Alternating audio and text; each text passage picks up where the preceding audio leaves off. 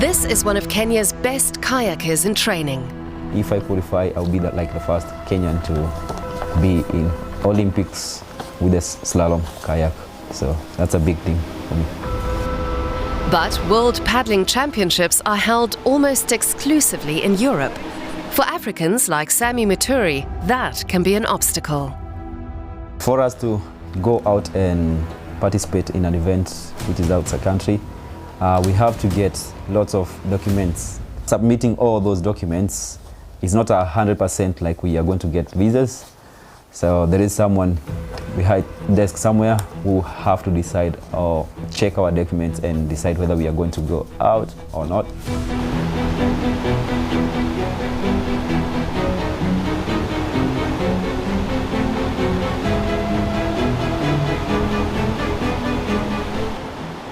Few natural landscapes are better suited for slalom kayak training than central Kenya's Saga River.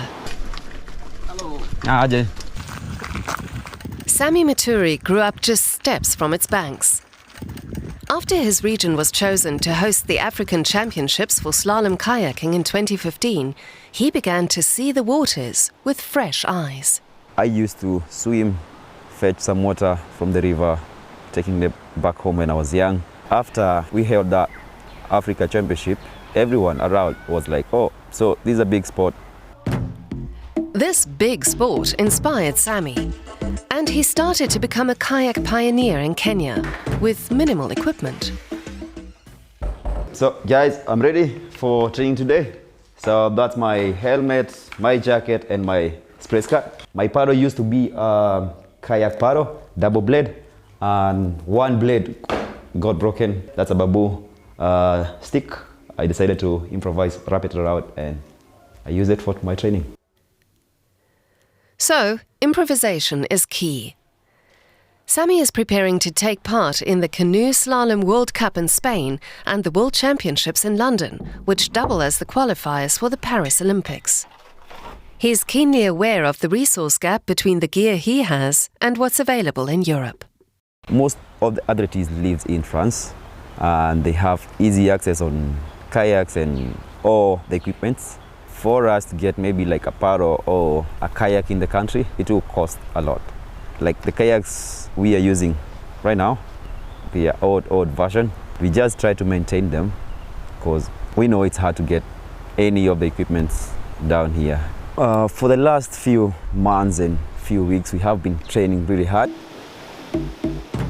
He's a top athlete now, but the first steps on the water were not so easy. When I joined the club, the slalom club, I struggled. I had some friends who helped me. For me, I do enjoy every minute when I'm in the water or I'm doing kayaking in the river. My main thing is participating in Olympic and winning, and that will inspire lots of people. And I just want to see kayaking growing and becoming a big sport in Kenya. Slalom kayaking involves completing a course of hanging gates in the fastest time possible. Green gates are crossed while moving downstream, but red gates must be crossed in an upstream direction. Athletes in Europe often train in indoor facilities with artificial rivers and fiberglass gates.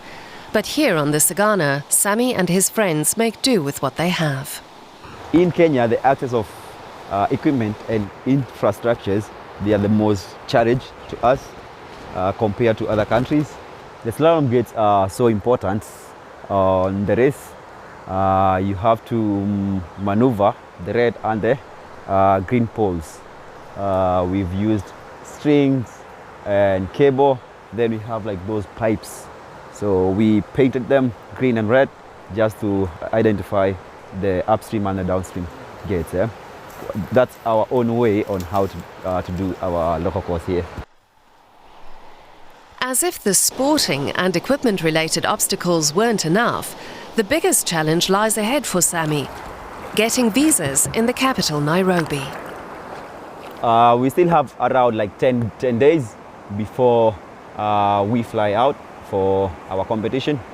For the couple of days we've not been training, We've been to Nairobi almost for like 3-4 days. It's stressful going through different offices, looking for visas and all that. But yesterday and today, we had a chance to do training. That's why I have a smile on my face. I really like water, and the stress is almost like gone. But the stress of his visa saga soon returns.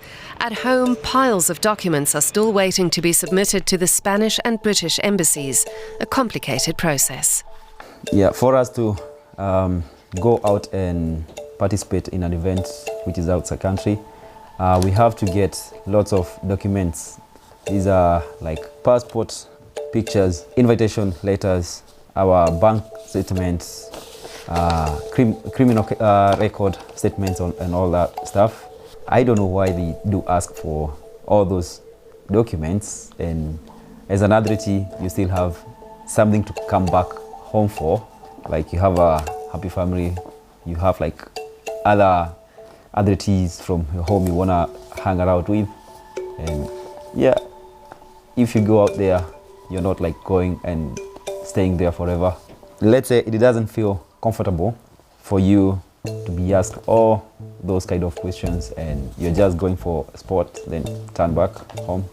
So if I don't get a chance this year or on these events, I'll have to wait for another like 4 or 5 years to train more and wait for like the next Olympics.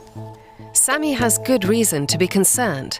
After being invited to a UK Olympic qualifier in 2015, he acquired his first passport at great personal expense. But the British visa was never issued, and his documents languished unused for another half-decade. It's a problem faced by many African athletes, even at the highest levels. In 2022, visa delays caused Kenyan sprinter Ferdinand Omanyala to be left behind while his teammates travelled ahead to the World Athletics Championships in the United States.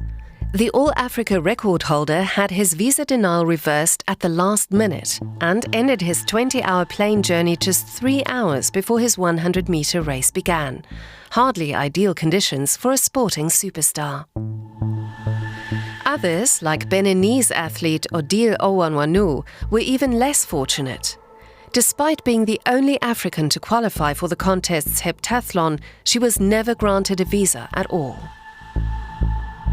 Even well-heeled business travellers face months-long backlogs when applying for visas at Western embassies, where the interview process can be grueling and invasive. For athletes like Sammy, the recurring 2-hour bus journey to Nairobi means he's at a disadvantage. For us to get visas, we have to stay out of the water, and we have to go to Nairobi each and every day, skipping our sessions on training. It's somehow stressful. Cameras are not allowed inside the embassies, so we catch up with Sammy for a tea break as he prepares to drop off his final application for a visa to Spain. Yeah, it has been a long day looking for visas. I have my documents here and they are ready. I don't know the guy behind the desk whether he's going to approve all my documents. And I've done this before, going into the embassy, and sometimes actually on that time I didn't manage to get visas, so kind of nervous. What I'm remaining with is just dropping these documents into the building over there and hoping we'll get the visa.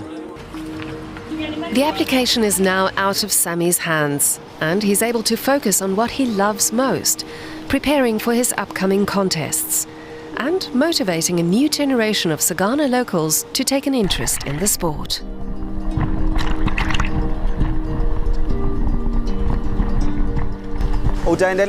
Okay, you'll continue. Gain speed.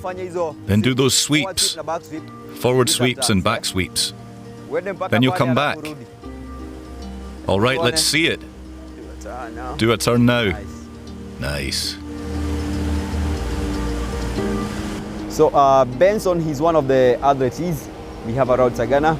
He was like the best junior for the last competition. He was meant to come with us in Spain, but he didn't have a passport, and I'm sure it was a hassle for visas. Yeah, we have a big group who normally kayak, and we all from the same area. They are all wishing me luck out there, and I'm happy to represent them in a big event, and I also know they are happy for me. Yeah.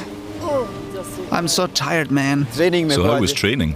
It was too fine. Yeah, about next month. You know, next month we have 2 competitions.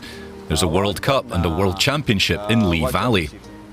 I don't know if this training of ours will be enough for us to go over there and compete with those guys. But about this visa stuff, it's been hard. To